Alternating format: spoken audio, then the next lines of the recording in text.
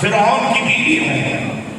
اب یہ جو نورانی عورتیں تمہیں نظر آ رہی ہیں، اے آمنہ یہ جنت سے اتری ہوئی حوریں ہیں. ہم سب تمہیں مبارکباد دینے آئے ہیں کہ آج تمہارے بدن سے دو جہاں کے تاجدار کا تولد ہونے والا ہے.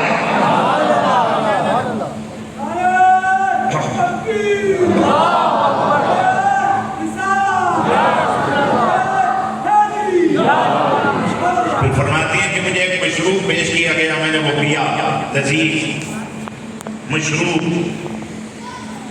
اور پھر جب میں نے اپنی گود میں دیکھا تو ایک چاند سے مکھڑے والا مسکرا رہا تھا. ایسے لگا مفتون پیدا ہوئے، کپڑے میں لپٹے ہوئے، معطر ہیں، خوشبوئیں اٹھ رہی ہیں.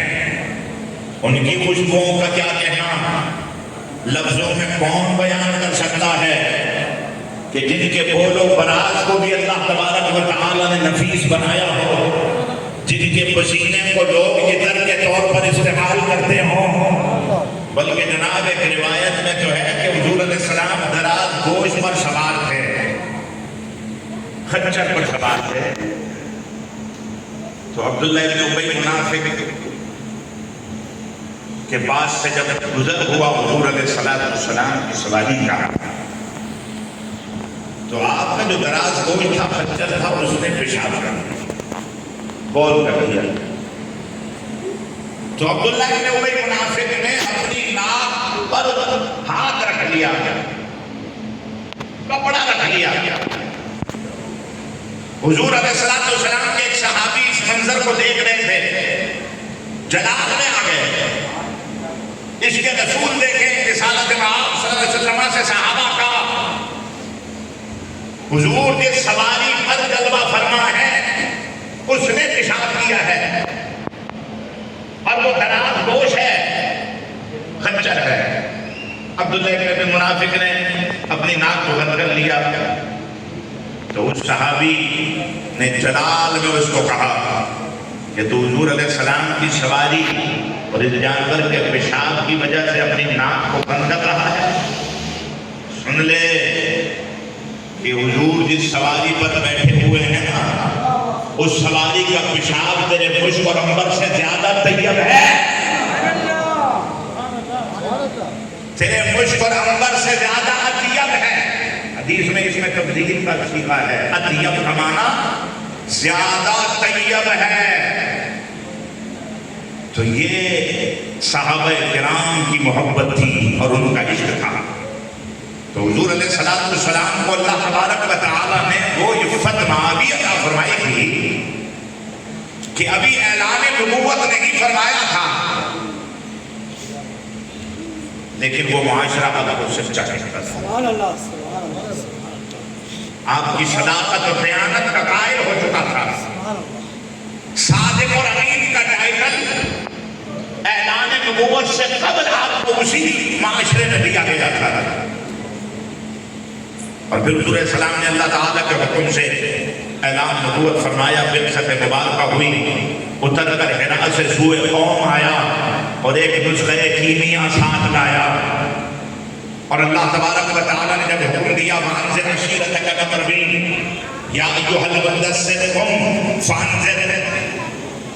اب آپ اللہ کا پیغام سنائیے، ڈرائیے، فکر آخرت سے خبردار کیجیے.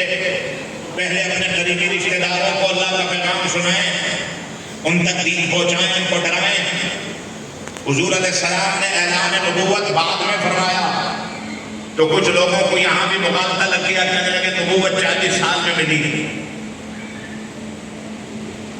حضور علیہ السلام کا اعلان فرمانا اللہ کے حکم سے تھا اور نہ فرمانا بھی اللہ کے حکم سے تھا.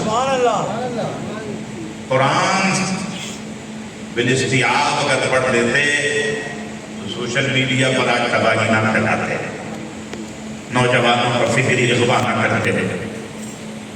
اور نوجوان بھی ہمارے بیچارے سیدھے سادھے ہوں، کہتے دیکھو یہ تو حدیث کا نمبر بھی بتا رہا ہے، انٹرنیشنل نمبر بتا رہے حدیث کا، لیکن ان کو پتہ نہیں کہ اس کے بعد حدیث کی کتابیں تراجم والی ہیں. بخاری ترجمے میں آ گئی، 6 ترجمے میں آ گئی، حدیث کو سمجھنے کے لیے اور اس کو قابل عمل بنانے کے لیے اصول حدیث بھی ایک علم ہے. اصول حدیث پڑھنے کے بعد پتہ چلتا ہے کہ یہ حدیث کو کتنا جانتا اور کتنا سمجھتا ہے. محدثین نے اپنی زندگیاں وقف کر دی. قرآن کی تفسیر کو بیان کرنا حلقص و ناقص کی بات نہیں ہے. یہ تو اسی کا شعبہ ہے جس نے ذاتو تلفظ طے کیا ہو، اپنی زندگی کا ایک وقت لگایا ہو، اصول تفسیر پڑھا ہو، عربی لغت جانتا ہو، اس کا منصب ہے. اور اگر اس نے ایسا نہیں کیا تو پھر وہ جناب صرف اپنی ذاتی اسٹڈی کی بنیاد پر اپنے آپ کو اسکالر کہلوائے گا اور اندھیرے پھیلائے گا، تاریکی پھیلائے گا. انما العلم بالتعلم، سوائے اس کے نہیں کہ علم تو سیکھنے سے آتا ہے، استاد کے سامنے ذاتو تلفظ طے کرنے سے آتا ہے.